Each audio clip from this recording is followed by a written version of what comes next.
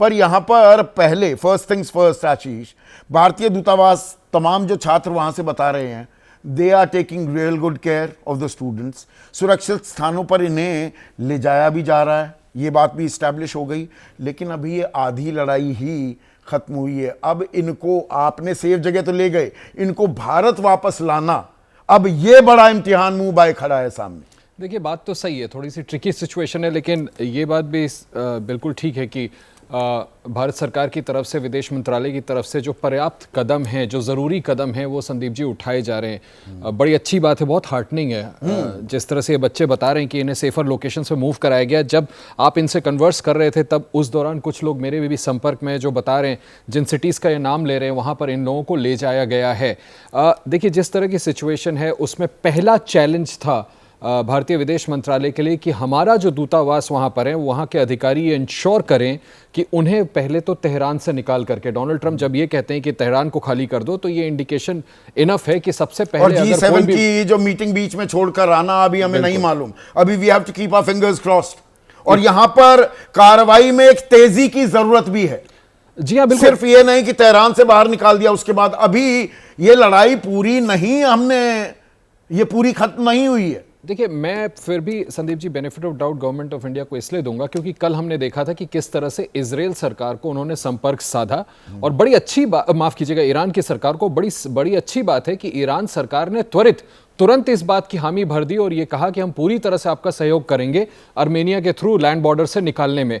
और मुझे लगता है कि उसी की कोशिश की प्रक्रिया है कि इतना ट्रिकी सिचुएशन, एक शहर पर लगातार बमबारी हो रही है और इस बात का खतरा मंडरा रहा है कि और ज्यादा एस्केलेट हो सकता है। वहां से पहले बड़ी संख्या में जो आपके स्टूडेंट्स हैं उनको आप निकाल करके सेफर लोकेशंस पे ले जाएं, एंड उसके बाद जो हमारी जानकारी है सब कुछ बिकॉज ऑफ सिक्योरिटी पर्पसेस अभी ऑन एयर बोलना ठीक नहीं होगा, आहिस्ता आहिस्ता करके इन सभी स्टूडेंट्स को तसल्ली रखनी चाहिए। इन सभी को निकालने के इंतजामात किए जा रहे हैं। देखिए छोटी छोटी टुकड़ियों में इसलिए निकाला जा रहा है क्योंकि जैसा मैंने आपको कहा Sandeep ji, you would appreciate कि ये सिक्योरिटी का भी इशू है। जब इस तरह के हमले इजराइल की तरफ से हो रहे हैं कि कहीं पर भी, और सिर्फ इधर से नहीं, उल्ट ईरान से इजराइल में भी हो रहे हैं, बिल्कुल हो रहे हैं। इजराइल में मैं आपको बता दूं कि मुझे वहां पर इन्फॉर्म सोर्सेज ये बता रहे हैं कि वहां पर तकरीबन 90% जनता बंकर्स में रह रही है। तो वहां की भी सिचुएशन इतनी खराब है, वहां पर भी और वहां 20,000 भारतीय हैं।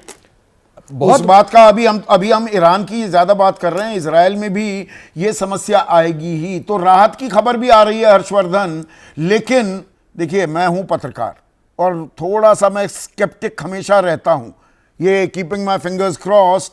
अभी ये छात्र सेफ जगह तो लाए गए हैं, पर अब इन्हें भारत वापस लाना, येरेवन से रूट भी लंबे हो जाएंगे, सीधी फ्लाइट्स तो उड़ नहीं रही हैं, ये भी टेढ़ी खीर ही है। आपने उस टेढ़ी खीर का रास्ता भी दुरुस्त किया था कोविड के दौरान, पर यह कितनी बड़ी अभी चुनौती है हर्षवर्धन? जी सर, सर इसमें एक्चुअली क्या है, कोविड जो हमारी उस टाइम आया था तब भी सेम पैनिक सिचुएशन था, इवन ऑल ऑफ वर्ल्ड, पूरे वर्ल्ड में। उसमें एक्चुअली कुछ अहम कड़ियां हैं। सबसे पहली तो जिस कंट्री, ताजिकिस्तान से मैंने बच्चों को एयरलिफ्ट किया था, तो अपना air India Vande Bharat mission launch किया था, Vande Bharat mission air India के द्वारा। तो उसमें अपने पास एयरक्राफ्ट सफिशिएंट नहीं था। तो फिर अब बच्चा क्योंकि एयरक्राफ्ट कोई लेने आ रहा है तो उसमें बच्चा ये चाहता है कि मैं सबसे पहले बैठ जाऊं। अब बच्चा, उसमें फिक्स सीट है, जितने सीट्स हैं उसमें बच्चे आप बैठेंगे, तो बच्चे पैनिक हो रहे हैं, पेरेंट्स पैनिक हो रहे हैं। मैं सबसे पहले एक रिक्वेस्ट पेरेंट्स से यही करूंगा कि आप वेट कर लीजिए। भारत गवर्नमेंट इस मामले में बहुत ही सीरियस होती है। जब इवैक्यूएशन का स्टार्ट होता है स्टूडेंट्स का, तो उसमें कुछ अहम कड़ी है। सबसे मेन जो अहम कड़ी आती है वो तो अपनी इंडियन एम्बेसी का रोल रहता है।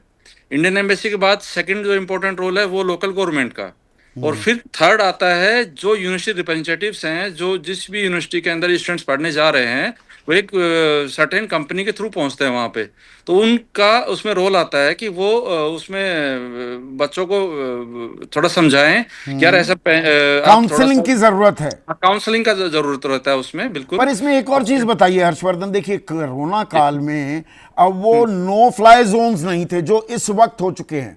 आर्मीनिया से वैसे तो 3 घंटे में आ जाए आदमी, पर अब तो वापस पलटकर यूरोप की तरफ जाकर पूरा घूम कर आना पड़ेगा। जी या सर। इजराइल से भी जो बच्चों को लाया जाएगा वो जॉर्डन के रास्ते या ओमान के रास्ते, तो रास्ते अब लंबे होंगे और इसमें दूसरी एयरलाइंस का इस्तेमाल या भारत को अपने, अब तो वो एयर इंडिया का वो जमाना भी नहीं, एयर इंडिया अब कोई सरकारी कंपनी तो है नहीं, वो तो प्राइवेट जी हो गई। जी दरअसल सर। भारत के पास अब कोई सरकारी कंपनी नहीं है, तो ये चुनौती थोड़ी डिफरेंट हो गई है क्या? सर इस डिफरेंट तो है, बट मैं उसको एक छोटा सा एग्जांपल देना चाहूंगा। अफगानिस्तान में जब तालिबान आया सेम सिचुएशन हुआ था, तब भी अपना ये जो जोन बंद हो गया था, तो वहां से एयरलिफ्ट करके जो इंडियंस थे उनको लेके आए थे ताजिकिस्तान। वहां पे उनको एक सेफ हाउस में रखा, उनको फूड अरेंजमेंट्स किया इंडियन एम्बेसी ने, फिर वहां से अपना एयर इंडिया आके लेके गया। तो सर ये तो चुनौती तो है हमारे पास कि हम उसको कैसे लेके आएंगे। हमारे पास एयरक्राफ्ट की कमी है बिल्कुल, या एयरक्राफ्ट तो अगर गवर्नमेंट चाहे तो अरेंज कर लेगी, करेगी भी, ये श्योर है सर उस चीज में। बट उसमें थोड़ा सा हमें पेशेंस रखना होगा कि हम सोचे कि एक दिन में या 2 दिन में या कुछ आवर्स में हो जाए, वो नहीं होगा सर। तो ये लड़ाई थोड़ा सा लंबी पेशेंस है, अभी रखेंगे। ये टेढ़ी खीर का मामला भी है और इसमें थोड़ा सा भरोसा भी रखना होगा, थोड़ा सा बिल्कुल सर। संयम भी हमें बरतना होगा।